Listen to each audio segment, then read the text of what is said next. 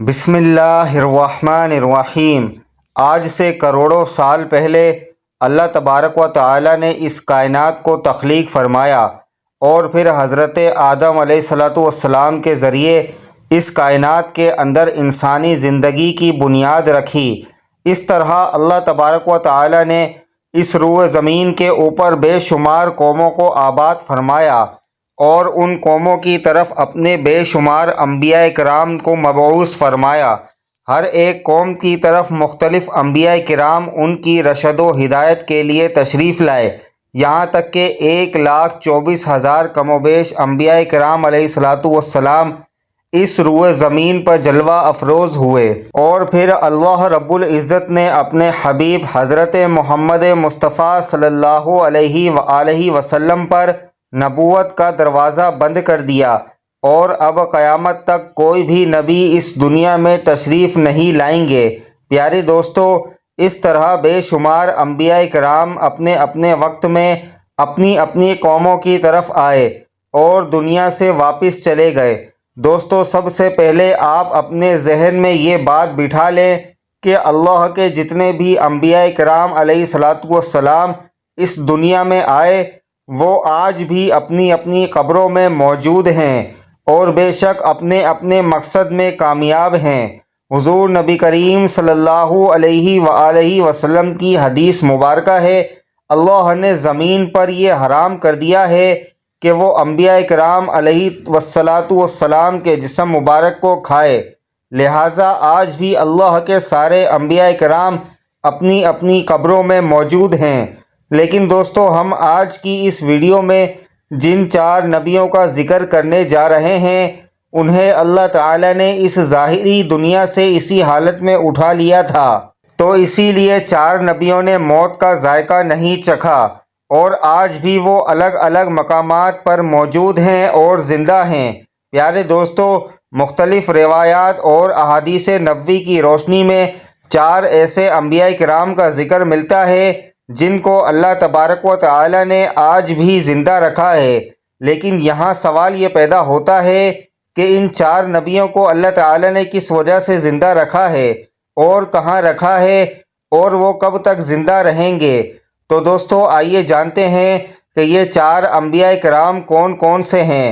پہلے نبی جن کو اللہ تعالی نے موت نہیں دی اور جن کے ہمیشہ زندہ رہنے کا ذکر اللہ تعالی نے خود قرآن مجید میں کیا ہے، وہ ہیں حضرت عیسیٰ علیہ السلام۔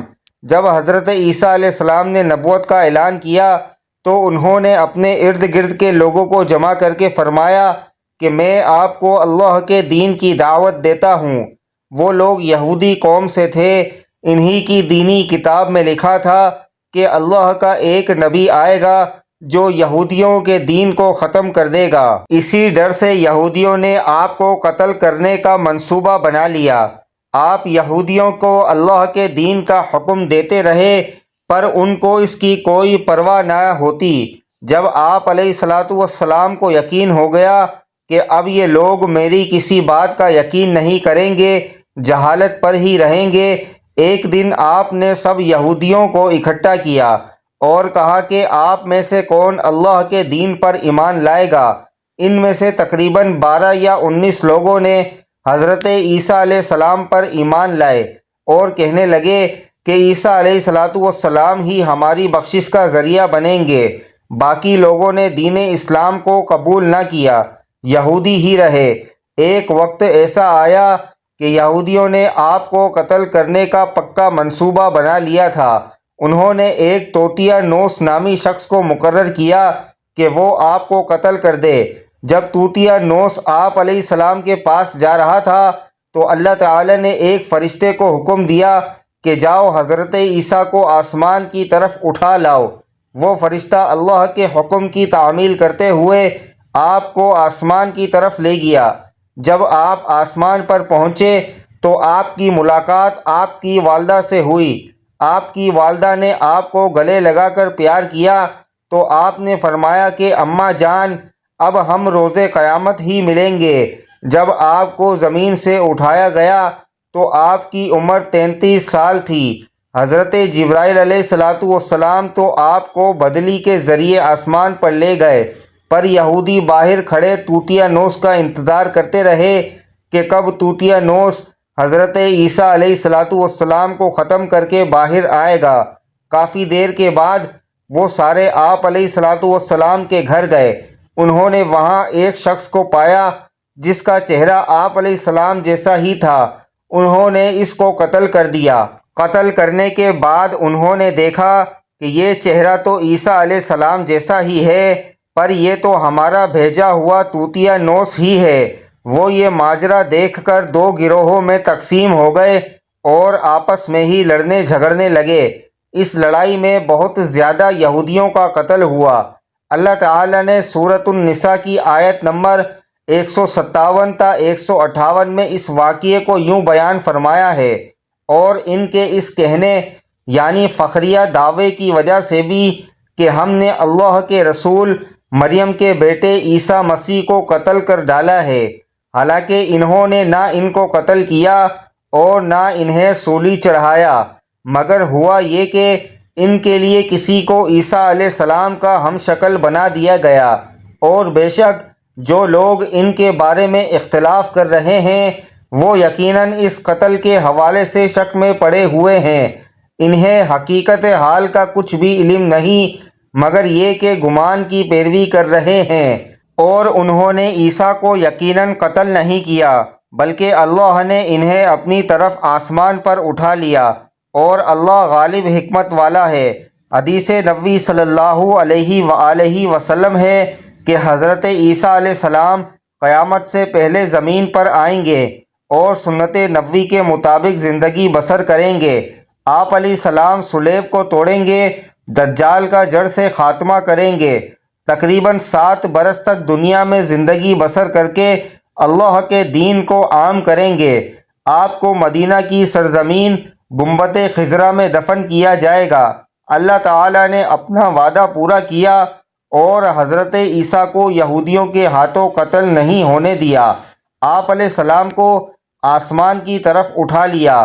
جس مذہب کا یہ عقیدہ ہے کہ حضرت عیسیٰ علیہ السلام قتل ہوئے یا سولی پر لٹکائے گئے وہ دائرہ اسلام سے باہر ہیں، بلکہ وہ تو کفر کر رہے ہیں۔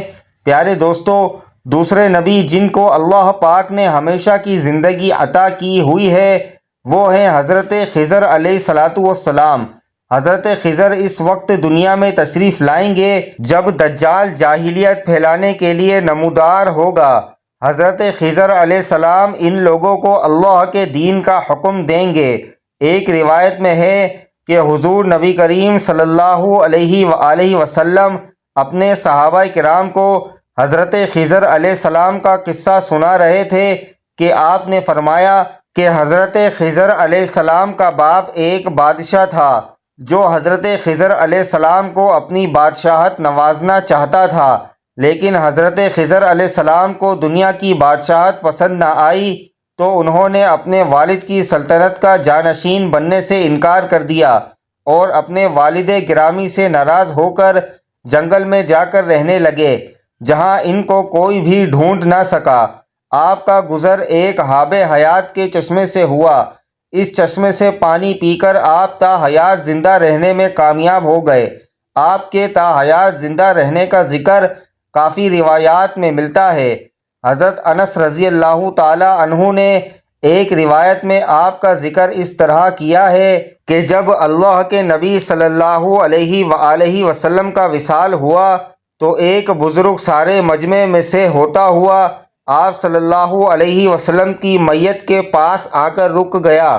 اس نے کچھ پڑھا اور واپس چل پڑا۔ اس کے جانے کے بعد وہاں موجود صحابہ کرام نے پوچھا کہ یہ کون شخص ہے؟ اس شخص کے بارے میں کوئی علم رکھتا ہے؟ حضرت علی رضی اللہ تعالی عنہ بولے، جی ہاں، یہ حضرت خضر علیہ السلام ہیں۔ حضرت خضر علیہ السلام اللہ کے حکم سے مصیبت زدہ لوگوں کی رہنمائی کرتے ہیں۔ آپ علیہ السلام لوگوں کو اللہ کے حکم کے مطابق زندگی بسر کرنے کا حکم دیتے ہیں۔ ایک روایت میں ہے کہ حضرت خضر علیہ السلام سمندروں میں مصیبت زدہ لوگوں کی مدد کرتے ہیں۔ حضرت خضر بہت نیک اور خدا ترس انسان تھے۔ کچھ روایت میں ہے کہ جو بندہ حضرت خضر علیہ السلام کی کنیت ابو العباس بلیابن ملکان اور ان کے آباء و اجداد کا نام یاد رکھے گا تو اس کو مرتے وقت کلمہ نصیب ہوگا۔ حضرت عیسیٰ علیہ السلام اور حضرت خضر علیہ السلام کے بعد تیسرے زندہ نبی حضرت الیاس علیہ السلام کا ذکر ملتا ہے۔ آپ کا ذکر قرآن پاک میں 2 جگہوں پر موجود ہے۔ تفسیر مظہری میں مذکور ہے کہ حضرت الیاس علیہ السلام کو ایک نورانی گھوڑے پر بٹھا کر آسمان کی طرف لے جایا گیا تھا۔ حضرت انس رضی اللہ تعالی عنہ سے مروی ہے کہ میرا اور حضور صلی اللہ علیہ وآلہ وسلم کا گزر ایک پہاڑی سے ہوا۔ وہاں سے گزرتے ہوئے ہمیں ایک آواز سنائی دی، اے اللہ مجھے بھی حضرت محمد صلی اللہ علیہ وسلم کا امتی بنا دے۔ یہ آواز سنتے ہی اللہ کے نبی نے مجھے فرمایا، اے انس اس آواز کا پتہ لگاؤ یہ کون ہے؟ حضرت انس رضی اللہ تعالی عنہ فرماتے ہیں کہ میں جب اس پہاڑی کے اندر گیا تو کیا دیکھتا ہوں کہ ایک سفید پوش بزرگ اللہ کی عبادت میں مشغول تھے۔ جب انہوں نے مجھے دیکھا تو کہا، اے بندے تو محمد صلی اللہ علیہ وآلہ وسلم کا صحابی ہے؟ حضرت انس نے ہاں میں جواب دیا۔ اس بندے نے کہا کہ میرا سلام محمد صلی اللہ علیہ وسلم کو پہنچا دو اور محمد صلی اللہ علیہ وسلم سے عرض کرنا کہ حضرت الیاس علیہ السلام آپ کو ملنا چاہتے ہیں۔ میں نے واپس آ کر حضرت الیاس کا پیغام آپ کو دیا تو آپ صلی اللہ علیہ وآلہ وسلم مجھے ساتھ لے کر وہاں چلے گئے۔ حضرت الیاس علیہ السلام کے پاس پہنچے تو میں پیچھے ہٹ گیا۔ حضرت محمد صلی اللہ علیہ وسلم اور حضرت الیاس علیہ السلام کافی دیر تک آپس میں بات چیت کرتے رہے۔ اللہ کی طرف سے آسمان سے کھانا نازل ہوا تو حضور صلی اللہ علیہ وآلہ وسلم نے مجھے بھی پاس بلا لیا۔ ہم تینوں نے مل کر کھانا کھایا۔ جب کھانا ختم ہوا تو میں نے دیکھا کہ ایک سفید پرندہ آسمان سے نیچے کی طرف آ رہا ہے۔ وہ حضرت الیاس علیہ السلام کے پاس آیا تو حضرت الیاس علیہ السلام اس پر سوار ہو کر آسمان کی طرف چلے گئے۔ کچھ علماء نے لکھا ہے کہ حضرت خضر اور حضرت الیاس علیہ السلام ہر رمضان شریف میں بیت المقدس میں تشریف لاتے ہیں اور روزہ رکھتے ہیں۔ حج کے موقع پر حج بھی ادا کرتے ہوئے مکہ مکرمہ میں دکھائی دیتے ہیں۔ یہ دونوں نبی علیہ السلام بر اور بحر میں مصیبت زدہ لوگوں کی مدد کرتے ہیں۔ چوتھے نبی جو ابھی تک زندہ ہیں وہ حضرت ادریس علیہ السلام ہیں کہ جن کے بارے میں زندہ ہونے کی روایت ملتی ہیں۔ قرآن مجید کی سورہ مریم کی آیت 56 تا 57 میں آپ کا ذکر اس طرح ملتا ہے کہ وہ ایک نیک پرہیزگار انسان اور نبی تھے کہ اللہ تعالی نے حضرت ادریس علیہ السلام کو جنت سے اٹھا لیا تھا۔ شب معراج کے موقع پر چوتھے آسمان پر حضور صلی اللہ علیہ وسلم اور حضرت ادریس علیہ السلام کی ملاقات ہوئی تھی۔ حضرت ادریس علیہ السلام کا چھٹے آسمان پر ہونے کا بھی ذکر ملتا ہے۔ حضرت ادریس علیہ السلام زمین کی سیر و سیاحت کے ساتھ ساتھ اللہ کے ذکر میں مشغول رہتے تھے۔ حضرت ابن عباس رضی اللہ تعالی عنہ نے فرمایا کہ حضرت ادریس علیہ السلام ایک دردی کا کام کرتے تھے۔ آپ کپڑوں کی سلائی کرتے جاتے اور اللہ کا ذکر بلند کرتے جاتے تھے۔ جب شام ہوتی تو آپ کی نیکیاں بے تحاشا ہو جاتیں۔ زمین پر رہنے والے انسانوں میں سب سے زیادہ نیکیاں آپ کی اللہ کے ہاں شمار ہوتی تھیں۔ آپ کو زندہ آسمان کی طرف اٹھا لیا گیا تھا، پر آپ نے موت کے فرشتے سے کہا کہ مجھے موت کا مزہ چکھنا ہے۔ آپ کے کہنے پر موت کے فرشتے نے آپ کی جان نکال لی اور پھر اللہ کے حکم سے آپ کو دوبارہ زندہ کر دیا۔ آپ نے فرشتوں سے درخواست کی کہ میں دوزخ کو دیکھنا چاہتا ہوں۔ پھر آپ کو دوزخ میں لے جایا گیا۔ پھر آپ نے جنت کی سیر کرنے کا کہا۔ آپ کے کہنے پر آپ کو جنت میں داخل کیا گیا۔ جنت دیکھنے کے بعد آپ نے فیصلہ کیا کہ میں یہاں ہی رکنا پسند کروں گا۔